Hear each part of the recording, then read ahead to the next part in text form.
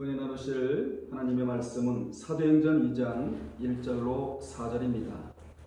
오순절날이 이미 이르매 그들이 다 같이 한 곳에 모였더니 호련히 하늘로부터 급하고 강한 바람 같은 소리가 있어 그들이 앉은 온 집에 가득하며 마치 불의 혀같이 갈라지는 것들이 그들에게 보여 각 사람 위에 하나씩 임하여 있더니 그들이 다 성령의 충만함을 받고 성령이 말하게 하심을 따라 다른 언어들로 말하기를 시작하니라. 아멘.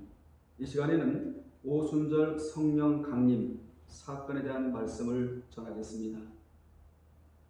본문은 오순절 성령 강림 사건으로 구약의 공동체 위에 임하셨던 성령님이 마가의 다락방에 모였던 각 사람의 마음에 동시에 들어오신 사건입니다.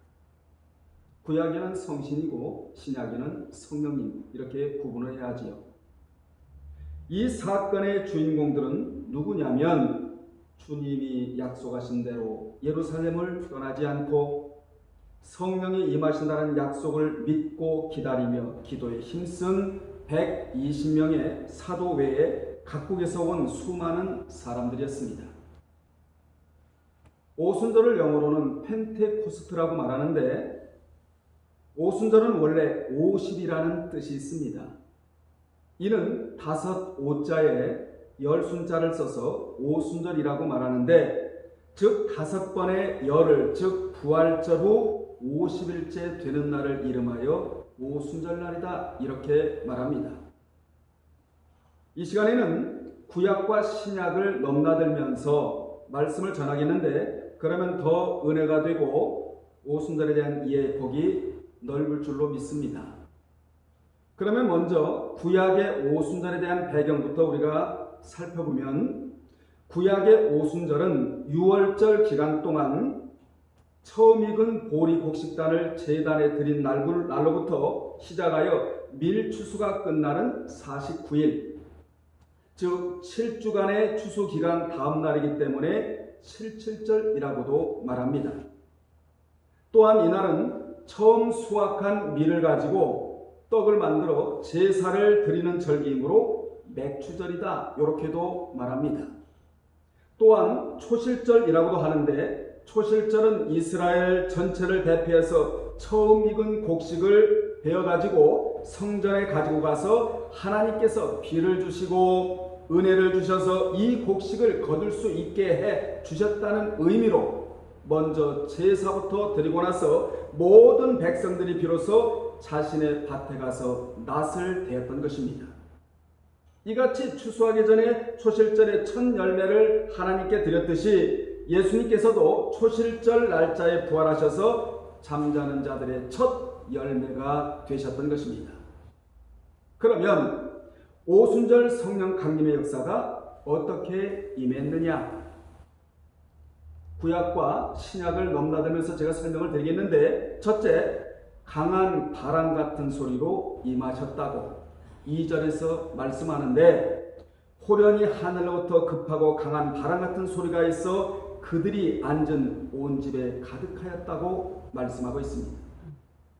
이렇게 임하신 날과 구약의 오순절과의 의미는 일맥상통하는데 구약의 오순절은 출애굽기 19장에 보면 그날은 이스라엘 백성들이 애굽에서 나온 지 50일째 되는 날이었습니다. 그래서 출애굽기 19장에 보면 그날은 하나님께서 그들에게 율법을 주심으로 하나님의 백성들과 언약을 맺는 날, 이 날이 구약의 오순절이에요. 그래서 이스라엘 백성들은 그날을 지금도 기념하고 있거든요. 이스라엘 백성들은 절기민족이에요. 왜 그들이 절기를 그렇게 귀중히 여기느냐?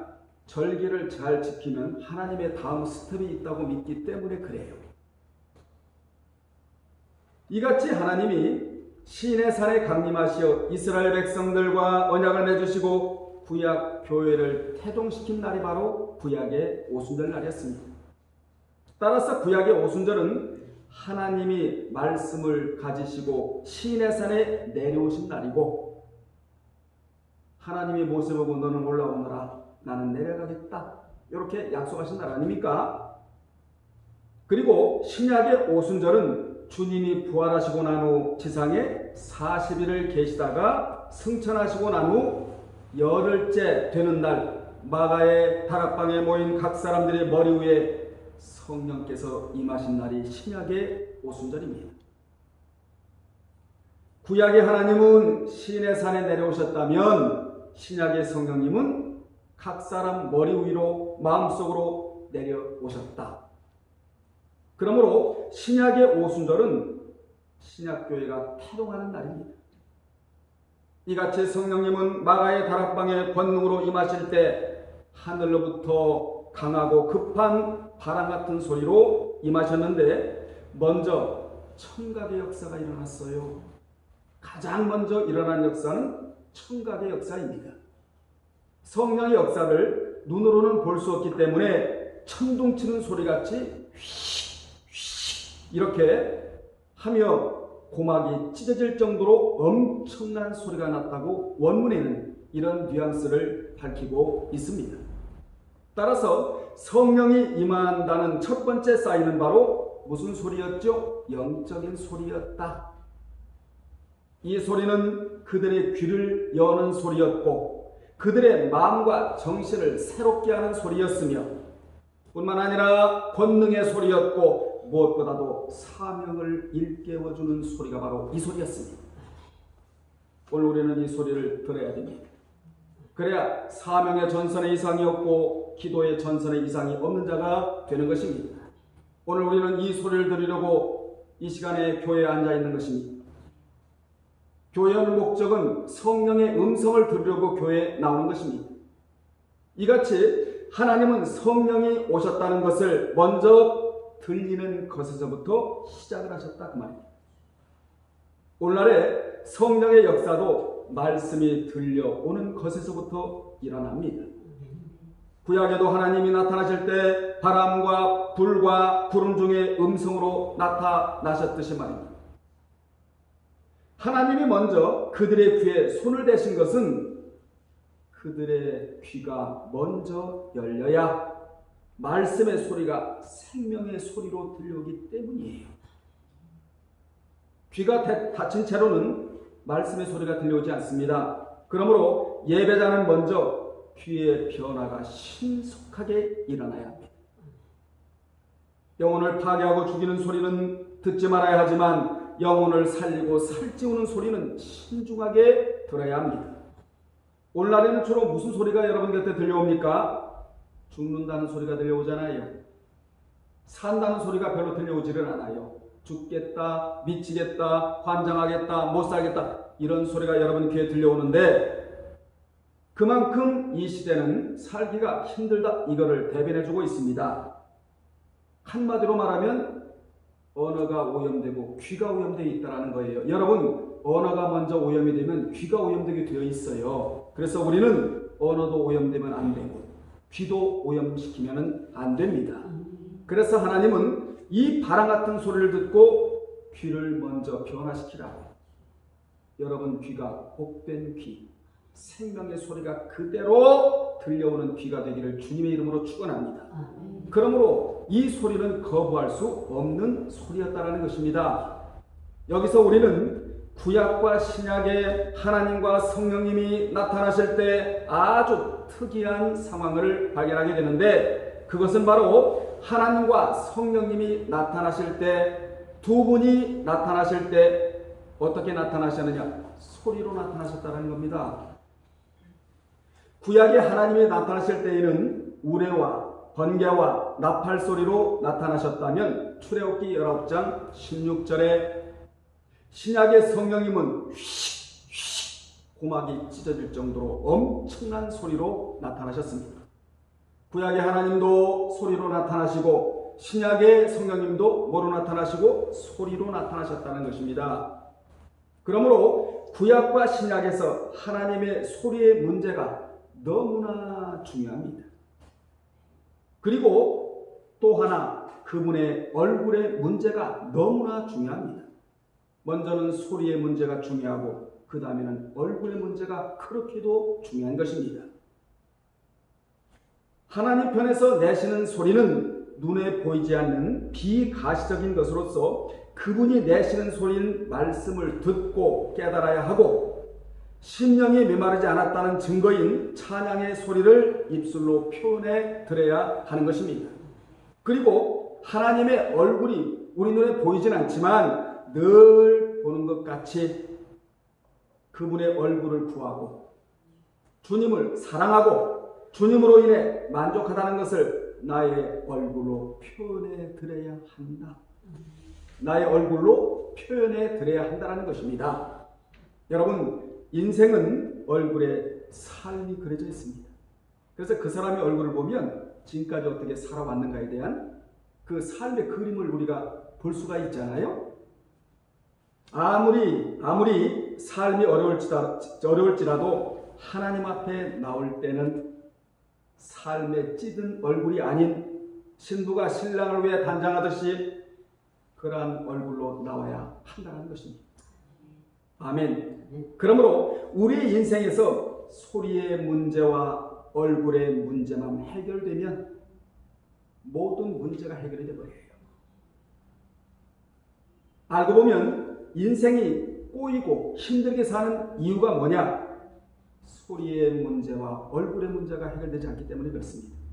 오늘 시간에 여러분의 귀의 문제가 해결이 되고 여러분의 얼굴의 문제가 해결되기를 주님의 이름으로 축원합니다.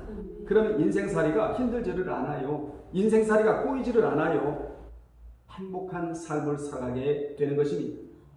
실례로 아가서 2장 14절에 보면 이 얼굴의 문제와 소리의 문제가 동시에 나오는데, 거기에 보면 바위 틈 낭떠러지 은밀한 곳에 있는 나의 비둘기야, 내가 내 얼굴을 보게 하라. 내 소리를 듣게 하라. 내 소리는 부드럽고 내 얼굴은 아름답구나 라고 하여 솔로몬은 사랑하는 술람미 여인을 바위 틈 낭떠러지 은밀한 곳에 거하는 비둘기로 비유를 합니다.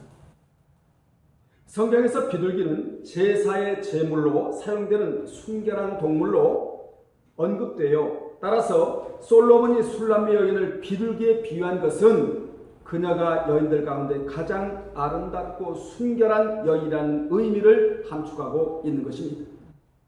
특별히 이 비둘기는 바위 틈 낭떠러지 은밀한 곳 가운데 거하는 산비둘기를 가리킵니다. 실제로 산비둘기는 사람의 손에 닿지 않는 바위 틈이나 절벽 사이의 둥지를 틀고 거기에 사는데, 이렇게 낭떠러지나 바위 틈에 살기 때문에 사람의 손에 닿지도 않고 독수리나 매와 같은 맹금류, 이 맹금류로부터 피할 수가 있다 이 말이에요. 산비둘기는 그곳이 바로 피난처예요. 그러니까 따라서 술람 여인은 사람들 앞에 거의 드러나지 않는 순결한 여인이었다는 것을 낭떠러지 바위 틈으로 묘사하고 있는 것입니다. 그러한 여인을 솔로몬이 두 가지로 요청을 하는데, 먼저는 나로 내 얼굴을 보게 하라. 무슨 문제를 지금 다루고 있는 것이죠? 얼굴의 문제를 다루고 있고, 그리고 또 하나 요청을 하는데 여기 보게 하라. 보게 하라고 또 하나는 소리 문제를 지금 요청하고 있는 것이지요. 그래서 여기 보게 하라, 하르인이라는 단어인데 보다, 관찰하다라는 뜻을 가진 나동사로 사역, 능동, 명령형으로 되어 있어서 하나님의 얼굴을 보는 것 자체가 사역이라는 거예요. 여러분. 하나님과 동행하는 것도 사역이고 하나님의 얼굴을 보는 것 자체가 사역 중의 사역이라는 것입니다. 여러분이 하나님의 얼굴을 구하고 산다.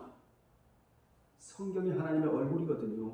하나님의 얼굴 빵이거든요. 이것이 파님 내임이니까. 그러니까 성경을 가까이 하고 하나님의 얼굴을 부지런히 구하는 자는 어떤 자냐? 사역을 잘 감당하고 있는 자인 것입니다. 그러면서 이어서 내 소리를 듣게 하라 하시미니, 이렇게 요청을 하는데 이것도 사역동사로 쓰여 단순히 듣는 것뿐만 아니라 주의를 기울여 경청하며 들은 바를 이해하고 그것에 대하여 동조하며 받아들이는 의미까지 포함되는 단어입니다. 이로 볼 때 본문은 두 명령형 동사로 이렇게 요청을 하는데 술람미 여인과 보다 깊은 인격적 교제를 나누고자 하는 솔로몬의 염원이에요. 즉 주님은 사랑하는 성도를 향하여 주님과 인격적 교제를 나누기를 원하신다. 그 인격적 교제를 나누려면 어떻게 해야 되느냐? 하나님의 얼굴을 보아야 된다는 것이지요. 하나님의 얼굴을 구하라는 것이에요. 그리고 난 이후에 하나님이 여러분에게 하시는 말씀을 귀로 잘 듣고 깨닫고 이해하고, 그러면 하나님과 인격적인 교제를 나눈 자가 되는 것입니다. 이같이 주님은 우리의 얼굴과 소리를 듣기 원하십니다. 그러므로 비둘기 같은 우리는 늘 주님께 보여드리며 찬양과 기도를 드려야 합니다. 환경에 깊이 잡히고 그 무엇에 붙들려 있으면 주님을 배려나올 수가 없습니다. 늘 주님께 나와 우리는 영적인 충전을 받아야 살아갈 수가 있는 것입니다. 최고의 충전은 말씀이 내 심령에 단비같이 그대로 흡수하는 충전이거든요. 이것이 뭘 만들어내느냐? 여러분의 삶을 살아갈 수 있는 영적 에너지를 만들어내는 것입니다. 이 에너지가 있어야 우리가 발걸음을 뛰면서 건전한 사고 속에 건전한 행동을 하고 살아갈 수 있게 되는 거 아니겠습니까? 오늘 이 시간 하나님이 여러분에게 주시는 영적인 충전, 말씀이 여러분 속에 들어가서 그대로 이것이 에너지가 되기를 주님의 이름으로 축원합니다. 오늘 우리는 주님의 음성인 내가 너 얼굴을 보게 하라, 내 소리를 듣게 하라는 음성을 다시 한번 새기면서 혹시 여러분의 얼굴이 어둠의 공간에 있다면 주님 계신 곳으로 바로 신속하게 이동하시기를 바랍니다. 아멘. 오늘 말씀을 들으시고 여러분은 반드시 소리의 문제와 얼굴의 문제가 올바로 정립되기를 바랍니다. 아멘. 이 소리와 얼굴이 얼마나 중요하면 모든 신학의 기초가 되며 재직 훈련의 기초가 되는 거예요.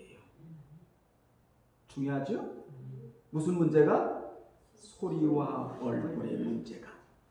이스라엘 백성들이 애굽에서 나와 오순절날의 말씀을 받기 전까지 그들은 광야에서 방황해만 했습니다. 다시 말하면 그들은 이 소리의 문제와 얼굴의 문제가 정립이 되지 않았다는 것이에요. 그들의 애굽에서 구원을 얻었어도 말씀을 못 받으니 여전한 그 삶의 방식이 옛 모습을 쫓아서 살아갈 수밖에 없었습니다. 그러나 이제 그들은 말씀을 받았으므로 말씀대로 살아가야만 했습니다. 그들은 말씀을 받았고 그 말씀대로 살겠다고 맹세를 했잖아요. 근데 얼마 가지를 못해요. 그렇게 맹세를 했건만 그들은 환경에 밀려 순종하지 못하고 또 실패로 돌아갑니다. 그 결과 그들은 후에 북조는 아수르에 멸망당하면서 그곳 포로가 되었고, 남조는 바벨론에 멸망당하면서 그곳 포로가 되어야만 했습니다. 이러니 말씀에 순종하고 산다는 것이 얼마나 축복인지 모릅니다. 여러분은 말씀에 순종하고 살면 적어도 포로가 되지는 않아요. 유리방황하지는 않습니다. 안정이에요. 보장입니다. 아멘. 이같이 전 세계에 흩어진 유대인들이 절기를 지키러 예루살렘에 왔다가 마가의 다락방에 모여 사도들과 함께 모여 기도하다가 은혜를 입었는데, 거기에 모인 무리들은 주님의 명령을 따라 열심히 기도하면서 성령 강림을 기다렸습니다. 그러자 마침 기도한 지 열흘째 되던 바로 그날, 즉 오순절 날에 성령 하나님께서 역사 속에 개입을 하셨습니다. 이날은 1년 365일 중에 아무 날이 아닌 약속의 장소, 기도의 장소, 기다림의 장소를 이탈하지 않은 자들에게 주어진 은총의 날이었다는 것입니다. 성령께서는 모인 무리의 심령 안에 직접 들어가신 날이 바로 이 날인데, 그때부터 그들의 마음의 주인은 자기가 주인이 아니었어요. 성령님께서 삶의 주인이자 가정의 주인이자 자녀들의 주인이자 사역의 주인이자 진정 주인은 성령님이 되시다는 것입니다. 여러분은 여러분 스스로가 주인이 되면 안 돼요. 성령님이 여러분의 삶에 여러분 속에 들어가셔서 주인이 되어 주셔야만이 우리가 진정으로 살아감에 있어서 부족함이 없게 되는 것입니다. 아멘. 그때부터 제자들은 드디어 하나님을 모시는 거룩한 성전이 되는 것입니다. 그러므로 사실은 오순절날과 장소가 중요한 것이 아니고 성령이 임하신 것이 중요한 거예요. 여러분, 안식일보다 더 중요한 것은 주께 연락되는 예배가 중요한 것입니다. 아멘. 이날이 구약에는 하나님이 시내산을 강대성으로 삼으시고 모세에게 영혼의 박과 같은 말씀을 주시려 내려오셨고, 신약에는 성령님이 바람 같은 소리로 그들의 마음에 찾아오셨습니다. 그러므로 우리는 매일매일이 오순절날이 되어야 한다. 오늘만 오순절날이 되면 안 되고 매일매일 아주 특별한 날 그분과 동행하는 그분의 인도를 받는 이런 오순절날이 되어야 될 줄로 믿습니다. 아멘. 오늘 주님과 내가 하나가 되는 날, 마치 가시떨기에 불이 붙은 것처럼 내 가슴에 불이 붙는 날이 되어야 한다는 것입니다. 우리의 가슴은 냉장고가 되어 있으면 안 됩니다. 온장고가 되어 있어야 합니다. 여기서 우리는 성령이 임한 것에 쓰인 두 가지 단어를 아주 고도로 살필 필요가 있는데, 첫째, 플레로가 있습니다. 플레로. 사도행전 2장 2절에 보면 온 집에 가득하며, 이 말씀은 플레로로, 이는 구약적 OT 개념이에요. 구약적 개념입니다. 이 플레로는 무슨 개념이라고요? 구약적인 개념인데 하나님이 다 하신다예요. 하나님이 일방적으로 다 하신다.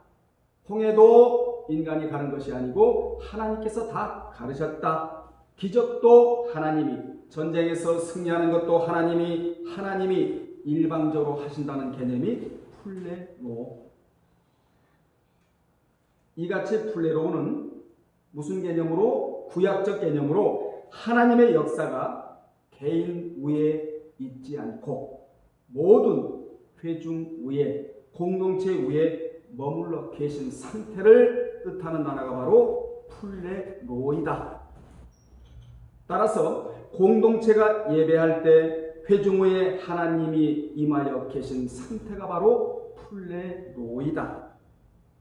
실례로 출애굽기 40장에 보면 하나님이 지시한 대로 성막을 짓자 그 성막 위에 하나님이 구름으로 임재하셨다고 하셨는데, 구약은 그렇게 공동체가 예배할 때 회중 위에 머무르셨다. 아멘. 이것을 무슨 단어로 표현하고 있다고요? 플레로로 표현하고 있다.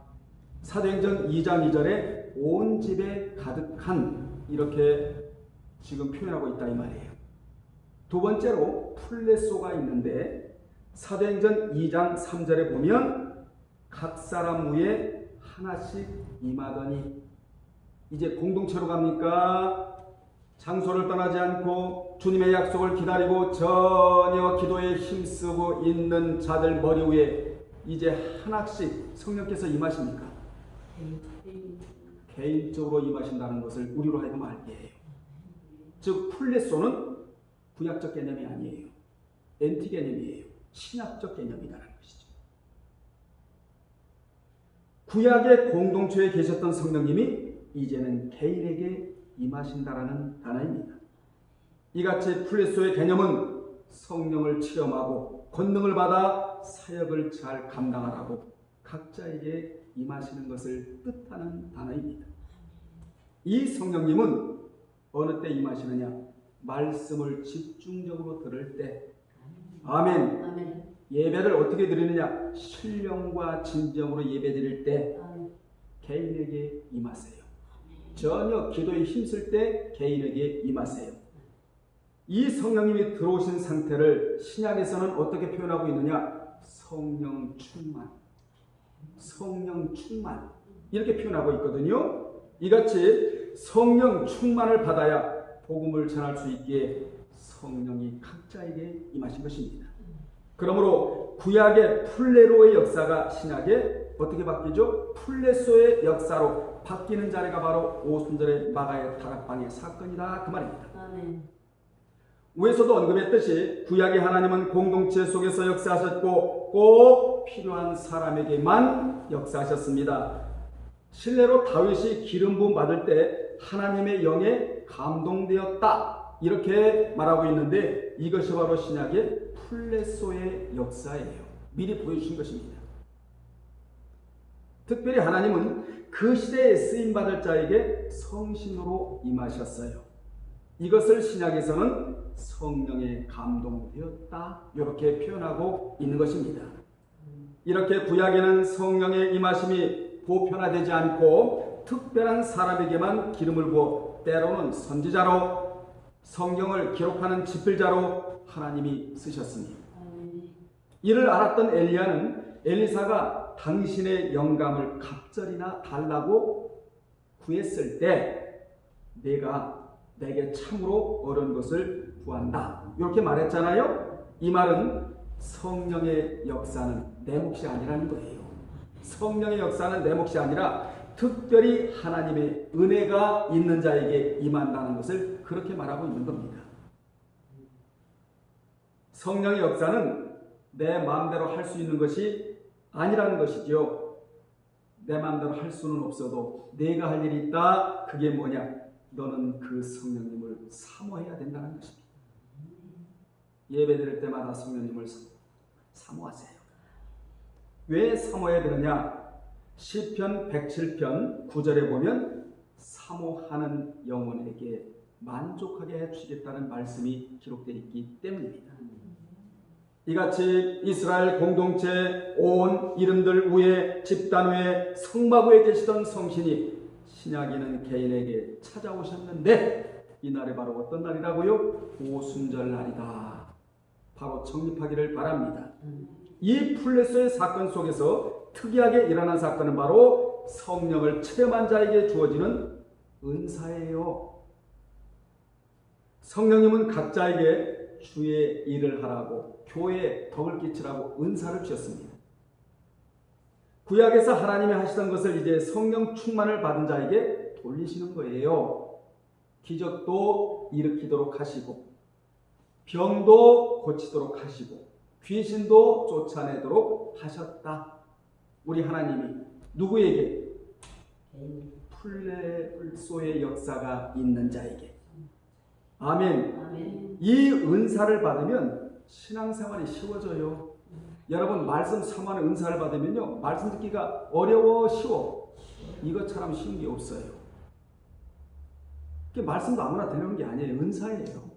또 믿음의 은사가 나에게 주어졌다. 세상 겁날 게 없습니다. 왜냐하면 하나님은 나를 살릴 자지 죽일 자가 아니라는 것이지요. 아무리 경제가 어렵다 할지라도 까짓거 하루 세끼 하나님 안 주시겠느냐. 아이 성경에 기록되어 있잖아요. 의식주 문제는 내가 책임지겠다. 너희는 먼저 그의 나라와 그의 의를 추구하고 살면 먹고 입고 마시고 잠자는 것 이건 내가 책임져 주겠다. 이건 구할 품목이 아니다. 이건 이방인들이야 구하는 것이다. 천국께서 이것들이 있어야 할 것을 익히 알고 계신다. 조건이 있다. 너희는 먼저 최우선적으로 프로톤 그의 나라와 그 의를 추구하고 살면 이것들은 그냥 하나님께로부터 공급이 되어지는 품목이다. 이렇게 그대로 믿으면 겁날 것이 없잖아요. 그래서 여러분은 믿음의 은사와 말씀 사모하는 은사는 꼭 받아야 돼요. 꼭 받아야 돼요.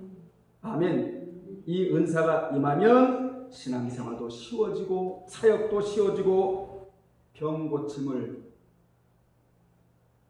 받는 것도 쉬워지고 또 고칠 수도 있고. 그래서 성경에 보면요 병 고침을 받은 체험이 있는 자에게 병 고칠 수 있는 은사가 나타나요.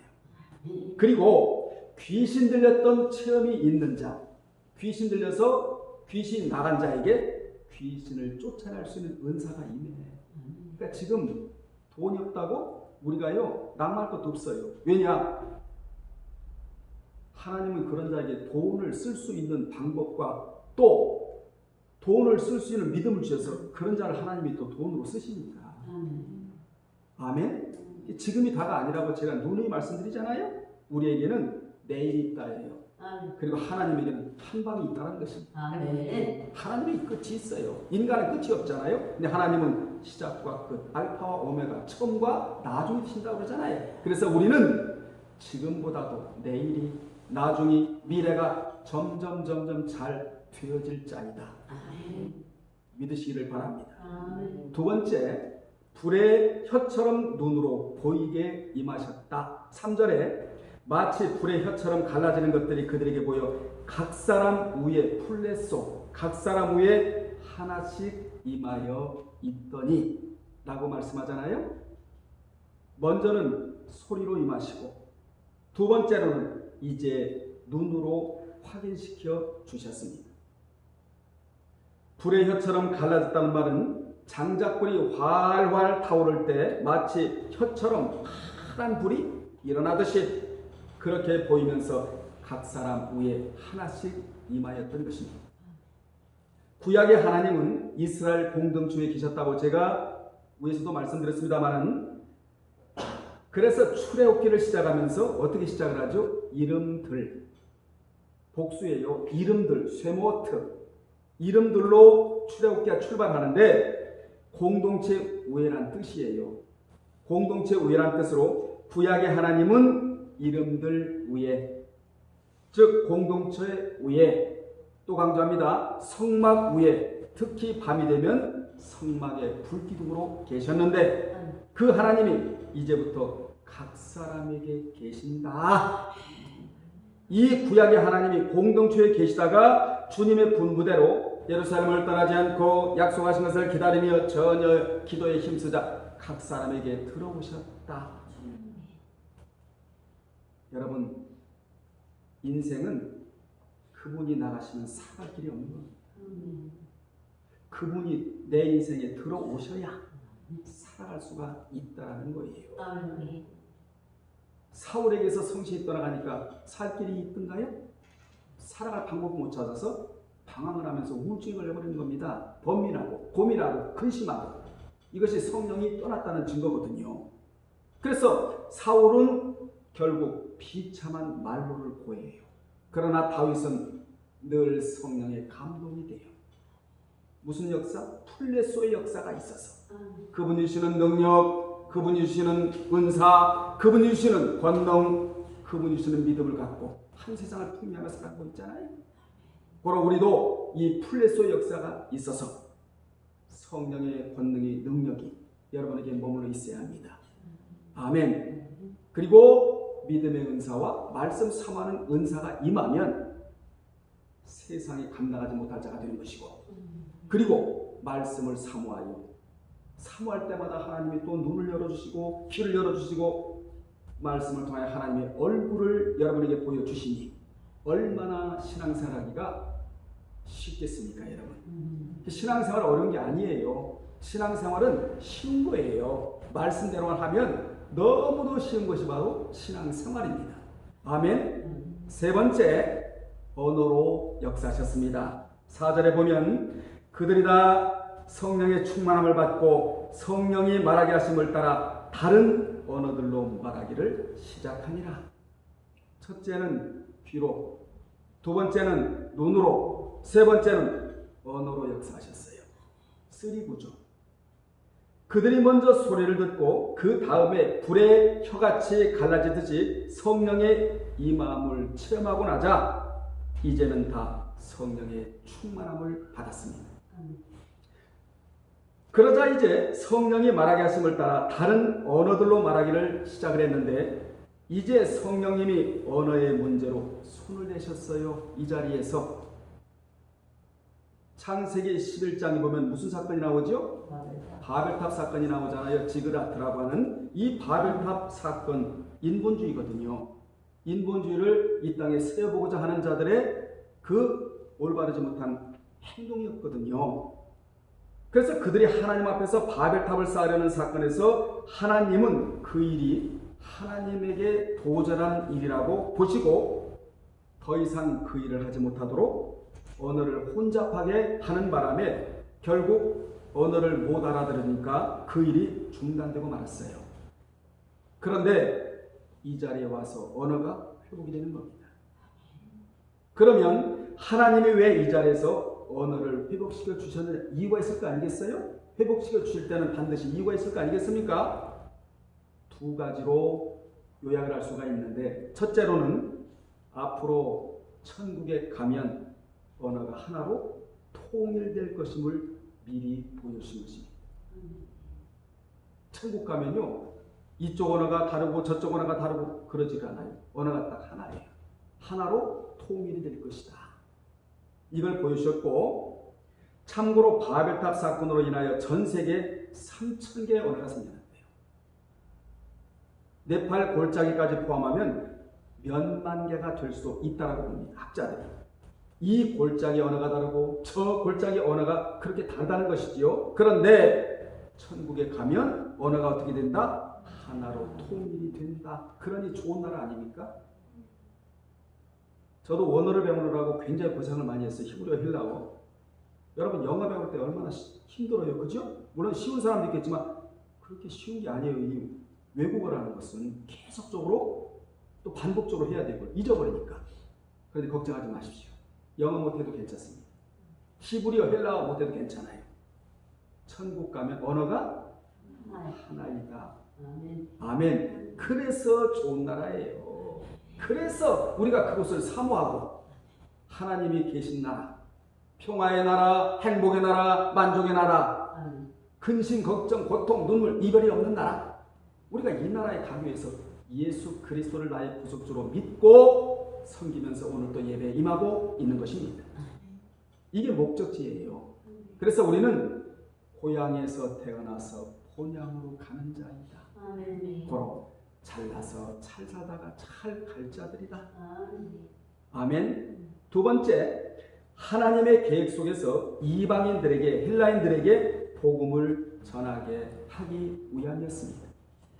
그 당시 약 32개국의 이방 지역에 나가 살던 디아스포라들은 하나님도 말씀도 버리지 않고, 이런 말씀을 잘 들어야 돼요. 언어도 버리지 않고, 종교성도 버리지 않고, 사상도 버리지 않고, 민족성도 버리지 않고 살다가 6월절을 지키러 와서 마가의 타락방에 모였을 때 하나님이 그들의 각국 언어를 하나로 통일시키시어 각 나라에 가서 복음을 전할 수 있게 하셨는데, 이는 각국의 영혼들을 구원하기 위한 하나님의 엄청난 역사였습니다. 이 언어는 마치 내가 한국말로 설교를 했는데, 제가 지금 한국말로 설교를 하고 있죠? 여러분들 디아스포라라고 생각을 하면 성령님이 통역자가 되셔서 32개국의 언어로 동시에 알아들을 수 있게 하셨다. 이건 기적 중에 기적이에요. 왜 이렇게 하셨다고요?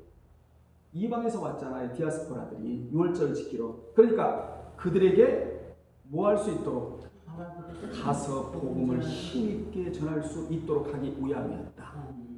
여러분, 복음을 언어로 전해야 되잖아요. 그리고 삶으로 전해야 되고, 그죠? 언어가 없으면 복음 전하기 힘들잖아요. 그래서 이 같은 역사를 성령께서 행하셨다. 그러므로 그 현장에서 그 같은 역사를 체험했으니 그들이 자신들이 사는 곳에 가서 얼마나 복음을 힘있게 전할 수가 있었겠습니까?